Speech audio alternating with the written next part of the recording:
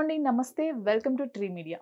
మనతో సినీ క్రిటిక్ దాసరి విజ్ఞాన్ ఉన్నారు. నమస్తే అండి. నమస్తే. లావణ్య 2 రోజుల కిందట మస్తాన్ సాయి పైన కొన్ని అలిగేషన్స్ చేయటం, తన ప్రైవేట్ వీడియోస్ తన మొబైల్‌లో ఉన్నాయని చెప్పటం. వెంటనే తర్వాత రోజే మస్తాన్ సాయి అరెస్ట్. ఎలా చూడొచ్చంటారసలు? యాక్చువల్‌గా ఈ స్టోరీలో అన్ని క్యారెక్టర్స్‌ని అందరూ చూసారు. ఈవరికి లావణ్య పేరెంట్స్‌ని చూసారు. రాజ్ తరుణ్ పేరెంట్స్‌ని చూసారు. రాజ్ తరుణ్‌ని చూసారు. లావణ్యని చూసారు. ప్రీతి ఉదయ్ లాంటి వాళ్ళని చూసారు. వీళ్ళ లాయర్‌ని చూసారు. వాళ్ళ లాయర్‌ని చూసారు. చివరికి ఆ కుక్కల్ని పెంచిన ట్రైనర్‌ని చూసారు. డాగ్ కేర్ వాడిని చూసారు. అందరిని చూసేసారు. మెయిన్‌గా ఒకరిని చూడలా. ఎప్పుడు మస్తాన్ సాయి పేరు వినడమే తప్ప, వాయిస్‌లు వినడమే తప్ప, వాడినెప్పుడు చూడలా. ఏ ఛానల్‌లోనూ వాడు రాలా. హ్మ్. దానికి కూడా కారణం అండ్ ఫస్ట్ మస్తాన్ సాయి ఎపిసోడ్‌లో లావణ్య అతని మీద కేస్ పెట్టింది మాట్లాడుకుందాం. లావణ్య యాక్చువల్‌గా మస్తాన్ సాయి లావణ్యని మోసం ఏం చేయలా. మోసం చేశాడు అనుకోని కేస్ పెట్టింది. అంటే ఎలా అంటే వీళ్ళిద్దరు కలిసి శారీరకంగా అనుభవించారు, డ్రగ్స్ తీసుకున్నారు. ఈ వ్యవహారాలన్నీ నడిచాయి. ఒకానొక టైంలో నన్ను పెళ్లి చేసుకుంటావా అని కూడా అడగలా వీళ్ళు. పెద్దగా అదేం రాలా. హ్మ్. సడెన్‌గా వాడు మాయమైపోయాడు. మస్తాన్ సాయి. ఎందుకంటే తన అప్పట్లో Varalakshmi tiffin centre drugs case, ఇంకొకటి గుంటూరులో Vijayawada railway station drugs case అది బయటికొచ్చినప్పుడు వీడు మాయమయ్యాడు. ఫోన్ లేదు, ఇది లేదు. నిన్నటిదాకా నాతో ఉన్న మనిషి ఏంటి సడెన్‌గా నన్ను వదిలేసిపోయాడని జెప్పేసి మా నాన్నకి ముందే ఆవేశం ఎక్కువ గదా! ఎళ్ళేసి గుంటూరు పోలీస్ స్టేషన్‌లో నన్ను పెళ్లి చేసుకుంటానని నమ్మించి మోసం చేసి వీడు పరారీలో ఉన్నాడు. వెతికి పెట్టండి అన్నట్టుగా కేస్ పెట్టింది ఎఫ్ఐఆర్. వాళ్ళు గూడా ఓహో! మనం ఎట్లాగో వెతికే మస్తాన్ సాయి ఇతనే కదా! టైంకి లావణ్య గూడా కేస్ పెట్టింది. సరే వెతుకుదాం అనే పనిలో ఉన్నారు. హ్మ్. ఇంతకు వాళ్ళెందుకు వెతకాలి అనుకుంటే యాక్చువల్‌గా మస్తాన్ లావణ్యనే మోసం చేయలేదు సీరియస్‌గా చెప్పాలంటే. చేశాడని ఈమె అనుకుంది. అతనెందుకు సడెన్‌గా ఫరారీ అయ్యాడంటే, ఆ టైంలో ఇగ వాడు దొరుకుతాడు అని ఏదో తెలిసింది. ఫోన్‌లన్నీ స్విచ్ ఆఫ్ చేసి, ఏదో చేసి ఎక్కడో దాక్కోవడానికి ఎళ్ళిపోయాడు. ఇక తర్వాత ఏం జరుగుద్దో ఆయనకనవసరం. ఎలాగో డ్రగ్స్ కేస్‌లో పేరు వినబడింది. చూద్దాంలే ఏం జరుగుద్దో అనుకోని పరారీలో ఉన్నాడు. ఈ పిల్ల అలా కేస్ పెట్టింది. అప్పుడు రాజ్ గూడా చెప్పింది. నిన్నటిదాకా నాతో ఉన్న మనిషి కనబడట్లేదు చూడు అది ఇది అని చెప్పేసి చెప్తే, సరేలే అనుకున్నాడు. అట్లా రాజ్ గూడా తెలుసు ఆ ఎఫ్ఐఆర్ అయిన విషయం. ఇప్పుడు ఇంకా అసలు విషయానికొస్తే ఈ మస్తాను యాక్చువల్‌గా మంచి సాఫ్ట్‌వేర్ ఇంజినీర్. చాలామంది వీళ్ళ డ్యాడీని అనవసరంగా లాగుతున్నాడు. వీళ్ళెవరి కొడుకో తెలుసా అని. కానీ తప్పు. ఆహ్, మస్తానయ్య దర్గా ఉంది గుంటూరులో. అది వీళ్ళ డ్యాడే మెయింటైన్ జేస్తాడు. కానీ పాపం చూడు ఆ మస్తానయ్య దర్గా దేవుడి పేరే పెట్టుకున్నాడు కొడుక్కి. ఇట్లా తయారవుతాడని తండ్రికి తెలీదుగా. అది సంగతి. ఈయన మంచి సాఫ్ట్‌వేర్ ఇంజినీరే. వీడి బ్యాక్‌గ్రౌండ్ గురించి మాట్లాడుకుంటే. ఒకసారి ఆనందం తట్టుకోలేక హిమాచల్ ప్రదేశ్‌కెళ్ళాడు టూర్ అని. అక్కడ ఇలా కూర్చుంటే అతను ఎక్కడైతే అకామిడేట్ అయ్యారో అక్కడికే వేరే టూరిస్టులు గూడా వస్తారు గదా! వాళ్ళు పీల్చుకోవడం, గుచ్చుకోవడం చూసాడు. ఇది ఎక్కడిది? నాకు కావాలి. ఇక్కడ ఎక్కడ అమ్ముతున్నారు?" అని అడిగితే, "ఇక్కడెక్కడ అమ్మట్లా మేము తెచ్చుకున్నాము ఢిల్లీ నుంచి" అని చెప్పాడు వాడు. "ఢిల్లీలో ఎక్కడ?" "పలానా వికాస్‌పురికెళ్ళు, అటు తిరుగు, ఇటు తిరుగు, నా పేరు చెప్పు నీకు ఇస్తాడు." వీళ్ళకో మంచి అండర్‌స్టాండింగ్ కుదిరిందక్కడ. హ్మ్. ఇస్తాడు అంటే ఈయన గూడా తర్వాత ఢిల్లీ ఎళ్ళాడు. అక్కడికెళ్ళడము, ఆయన కలవడము, తీసుకోవడం జరిగింది. ఈయన యథేచ్ఛగా ఎంజాయ్ చేశాడు. తర్వాత అక్కడి నుంచి ఎక్కువ మోతాదులో తెచ్చి మిగతా వాళ్ళకి గూడా సప్లై చేసి చిల్లర జమ చేసుకోవడం గూడా నేర్చుకున్నాడు. ఈ ఇన్‌కమ్ బాగా నచ్చింది ఆయనకి. ఆల్రెడీ చాలామంది పరిచయస్తులు ఉన్నారు గాబట్టి వాళ్ళకి ఇచ్చుకున్నాడు. అలా కొన్నాళ్ళు సాగింది. ఒకరోజు ఈయన హైదరాబాద్‌లో ఉండాల్సొచ్చింది. సరుకు కావాల్సిన పరిస్థితొచ్చింది. యనమల సాయి చందు అనే ఆయనకి పంపి, "నా పేరు చెప్పు నీకిస్తాడు" అంటే వాడెళ్లి తెచ్చాడు. అతనొచ్చి ఎవరికివ్వాలి? సుబానీ హోటల్ అని ఉంటది గుంటూరులో. దాన్ని మెయింటైన్ చేసేవాళ్ళు. షరీఫ్ అండ్ ఇంకా అబ్బాయి పేరేదో ఉండే. మొయిజుద్దీన్ ఏదో సంథింగ్.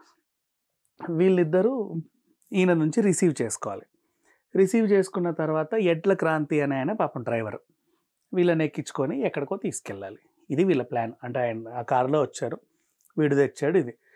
పోలీసులకో సమాచారం వచ్చింది. ఢిల్లీ నుంచి డ్రగ్స్ వస్తుంది అని. సమాచారం తెలిసింది. వీళ్ళని తెలిసింది. నలుగురిని పట్టుకున్నారు. ఏ1, ఏ2, ఏ3, ఏ4 లోపల దోశారు. హ్మ్. తెచ్చినోడు, తీసుకున్నోడు, వీళ్ళకి సహాయం చేసినోడు. అంటే ఆ డ్రైవర్ పాపం వాడు తీసుకున్నా, తీసుకోకపోయినా వీళ్ళకి సహాయం చేసినట్టు వాడిని కూడా ఏసారు అంతే. ఆ కారు సీజ్ చేశారు. ఇలా ఫోన్‌లు, గీన్‌లు అన్నీ. తెప్పించింది మస్తాన్ సాయి. యాక్చువల్‌గా వీళ్ళు చెప్పలే ఆ పేర్లు. ఎందుకు అంటే అప్పుడు ఎందుకు చెప్పలేదంటే మస్తాన్ సాయి వీళ్ళని నేను విడిపిస్తాలే అన్నట్టు ఉంటుంది కదా, వీడు విడిపించు, వాడి డ్యూటీ అది. సో ఏదో రకంగా ఆయన కష్టపడుతుంది. నార్కోటిక్లో దొరికారు అంటే బెయిల్ రావడం కొంచెం కష్టం. అయినప్పటికీ ఈయన ఎంతో కొంత ఖర్చు పెట్టుకొని ఏ మంచి లాయర్ని, ఈ లావణ్య పెట్టుకుని లాంటి లాయర్లను ఏమన్నా పెట్టుకొని ఏదో రకంగా వాడిని బయటికి తీసుకురావాలి. ఆ ప్రయత్నం జరుగుతోంది. పోలీస్ స్టేషన్ జైల్లో ఇప్పుడు వాళ్ళు ఉన్నప్పుడు ఈ రాజ్ తరుణ్ లావణ్య ఇష్యూ వాళ్ళకి ఆ న్యూస్ తెలిసింది వార్తలు. ఈ న్యూస్ తెలిసిన తర్వాత వాళ్ళు మనోళ్ళే ఇట్లా అట్లా అని బాగా మాట్లాడుకుని బాగా డిస్కస్ చేసుకోవడం మొదలుపెట్టారు. అది కాస్త అక్కడి సెంట్రీకి తెలిసింది, వీళ్ళు పలానా దేని బాగా డిస్కస్ చేస్తున్నారు, తేడాగా ఉంది, వీళ్ళకి ఏమైనా పరిచయాలు ఉన్నాయా ఏంటి. వాళ్ళని తీసుకెళ్ళి తమదైన పద్ధతిలో మళ్ళీ ఒకసారి విచారణ జరిపితే, అవునండి ఇలా మస్తాన్ సాయి లావణ్య మాకు తెలుసు, రాజ్ తరుణ్ కూడా మాకు తెలుసు, మస్తాన్ సాయికి ఫ్రెండ్, ఇలా అలా మాకు కూడా డ్రగ్స్ తెమ్మని చెప్పింది అసలు వీడు చెప్తేనే మేము వెళ్ళి తెచ్చాము, మమ్మల్ని విడుదల చేస్తానన్నారు, అందుకని చెప్పేసి ఆయన పేరు మేము చెప్పలేదు అని అప్పుడు చెప్పుకొచ్చారు. ఇంకా ఇప్పుడు మస్తాన్ సాయిని ఇందులో A5గా చేర్చి వాళ్ళు అరెస్ట్ చేయడం జరిగింది. అరెస్ట్ చేయాలి అని అనుకున్నారు, దొరకట్ల వీడు. సరే ఇప్పుడు లావణ్య కేసులో అందరు బయటకు వచ్చారు కదా. ఒక న్యూస్ ఛానల్ వాళ్ళు మనలాంటి వాళ్ళు ఏం చేశారంటే వాళ్ళు ఇంకొంచెం స్టింగ్ ఆపరేషన్ ఎక్కువ చేసి ఇందులో ఇంకెన్ని క్యారెక్టర్లు ఉన్నాయో అందరిని తేవడం మొదలుపెట్టారు. మొన్న కుక్కల్ని పెంచిన కాపరిని కూడా పిలిచాడు. ఆయన చెప్పుకొచ్చాడు, నేను నెల అయిందండి మానేసి, దీని గురించి మళ్ళీ మాట్లాడుకుందాం కుక్కల్ది. నేను నెల అయిందండి మానేసి, నేను అప్పుడే జాయిన్ అయినప్పుడే 2-3 రోజుల్లో కుక్క చనిపోయిందండి అని చెప్పాడు. ఆ తర్వాత కేర్ టేకింగ్ చేసుకున్నాను, కొన్ని రోజులు బాగానే చూసుకున్నాను. అండ్ ఆ తర్వాత ఏమైంది, లావణ్య రాజస్థాన్ మీద కేసు పెడుతున్నా, నువ్వు రా నాకు సంతకం పెట్టడానికి అంటే నేను పోలా, అప్పుడే మానేశాను, ఇది జరిగిందని ఆయన వెర్షన్ ఆయన ఏదో చెప్పుకున్నాడు. తర్వాత వీళ్ళు ఇంకేం చేశారు, ఇంకెవరున్నారు, అవును అన్ని క్యారెక్టర్స్ వస్తున్నాయి, మస్తాన్ సాయి ఎందుకు రావట్లేదని వాళ్ళు ఇంకొంచెం లోతుగా పరిశీలిస్తే ఏదో రకంగా వాడి నెంబర్ దొరికింది. నెంబర్ దొరికితే మన కరాటే కళ్యాణిని కూర్చోబెట్టి వాడికి ఫోన్ చేయించారు. ఆయన కూడా మంచి ఆక్రోషంగా అన్నీ చెప్పాడు, లావణ్య ఇలా అండి అలా అండి, ఎలా అంటే స్పైడర్ సినిమాలో ఆ విలన్ లాగా అందరూ ఏడుస్తుంటే నవ్వే మెంటాలిటీ, అలా చేసింది ఇలా చేసిందని ఇంత చెప్పాడు. ఇక్కడ నుంచి ఫోన్ వెళ్ళింది, ఆ సిగ్నల్ పట్టుకోవడం ఎంతసేపు పోలీసు వాళ్ళకి పట్టుకొచ్చారు. వీడు ఆ ఫోన్ అటెండ్ అవ్వకపోయి ఉంటే నిజంగా మస్తాన్ సాయి దొరికేవాడు కాదేమో, మేబీ. ఎక్కడున్నాడు పాపం, అదే దర్గాలో వాళ్ళ నాన్న దాచాడు.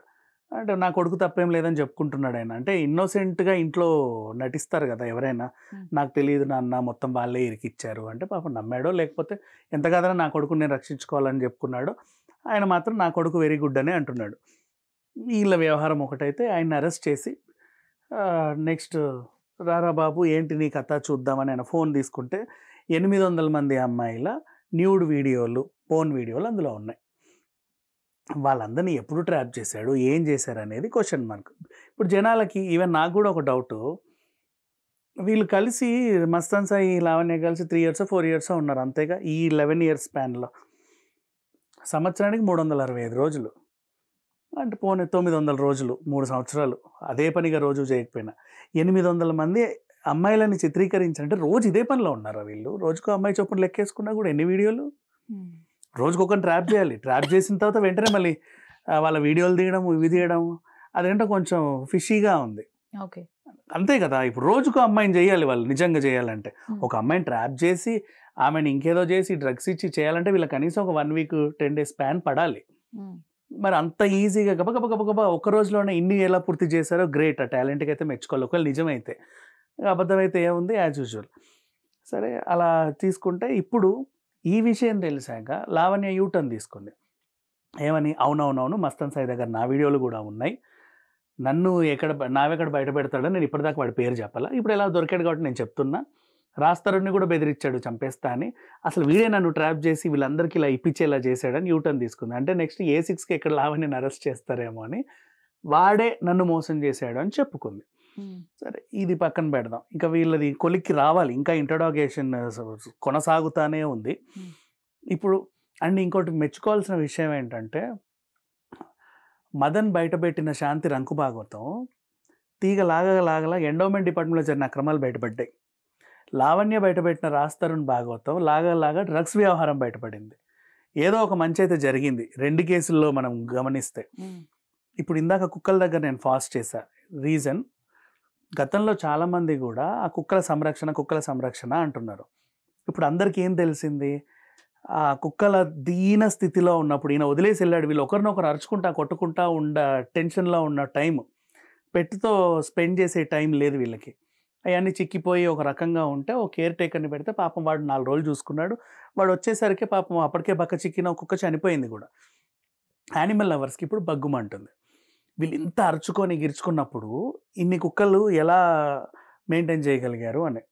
నెక్స్ట్ మళ్ళీ మానసిక వైద్య నిపుణులు ఏం మాట్లాడుతున్నారు అంటే, ఇప్పుడు మామూలుగా మనకొక 200-250 స్క్వేర్ యార్డ్స్‌లో కట్టుకున్న ఒక కొంపకే ఓ 2 కుక్కలో, ఒక కుక్క పెట్టుకుంటాం మోస్ట్‌లీ. అంటే వాటిని అకామిడేట్ చేయాలంటే కూడా అంత స్పేస్ ఉండాలి కదా! ఇప్పుడు ఈ రూమ్ ఉంది. దీంట్లో మనం 10 కుక్కల్ని పెట్టుకోలేము. వాటికి కూడా ఒక ఫ్రీనెస్ ఉండాలి. నువ్వు ఒక్కో కుక్కకి ఒక్కో చిన్న చిన్న బోన్‌లో ఏసినా సరే ఈ రూమ్ సరిపోదు. అన్నున్నాయి అక్కడ. ఆ ఇల్లు సరిపోదు బేసికల్లీ. అండ్ అన్ని జాతుల కుక్కలున్నాయి. సో, వీళ్ళేమంటున్నారు, ఇప్పుడు మళ్ళీ కనీసం ఇప్పుడు అన్నపూర్ణలో కూడా 10 నుంచి ఉండవు. 7 ఎకరాల స్టూడియో అది. అంతే కదా! హ్మ్. అండ్ కొంచెం పెద్దిల్లు అనుకుంటే వాళ్ళేం చేస్తారు, ఒక 6, 7 కుక్కలుంటాయి. అవి ఎలా ఉంటాయి, మేల్, ఫీమేల్ తెచ్చుకుంటారు ముద్దుగా. అవి పిల్లల్ని పెడితే కొంతమంది అమ్మరు. ఎవరికివ్వరు. పేరెంట్స్‌కి ఎందుకు దూరం చేయాలని అక్కడక్కడే ఆడుకొనిస్తారు. అలా కొన్ని కుక్కలుంటాయి చాలా మందిలో. అంతకు మించి ఎక్కువ ఎక్కడా ఉండవు బేసికల్లీ. ఉన్నాయి అంటే దానికి తగ్గ వాతావరణం ఉండాలి. ఓ పెద్ద రిసార్ట్ లాంటి స్పేస్ ఉంటే దే కెన్ అకామిడేట్. ఇప్పుడు ఈ మానసిక వైద్య నిపుణులు చెప్పిన ప్రకారం ఏంటంటే, ఈ లావణ్యకి ఇప్పుడు ఈమె అగ్రెసివ్‌నెస్‌కి మగాళ్ళ పిచ్చి ఉన్నట్టు, అరుస్తున్నట్టు, ఇంకేదో ఉన్నట్టు మనకు వాయిస్‌లు వినబడ్డాయి. ఈమెకి జూఫిలియా గూడా ఉందేమో. జూఫిలియా అంటే యానిమల్స్‌తో సెక్స్ చేయడం. ఇలాంటి వికృత చేష్టలకి ఏమైనా పాల్పడిందా? లేకపోతే అంత చిన్న కొంపలో ఎంత ముద్దొస్తే మాత్రం అన్ని కుక్కల్ని తెచ్చుకోవడం కూడా కరెక్ట్ కాదు. సరే వాడికి నచ్చింది తెచ్చుకున్నాడు. తను వదిలేసి కూడా ఎళ్ళిపోయాడు ఆ కుక్కల్ని. అంటే ఈమె ఆ కుక్కల్ని అతను అసహించుకొని ఎళ్ళే రేంజ్‌లో ఈ కుక్కల్ని ఏం చేసింది ఈవిడ? అన్నట్టుగా వీళ్ళకొక డౌట్.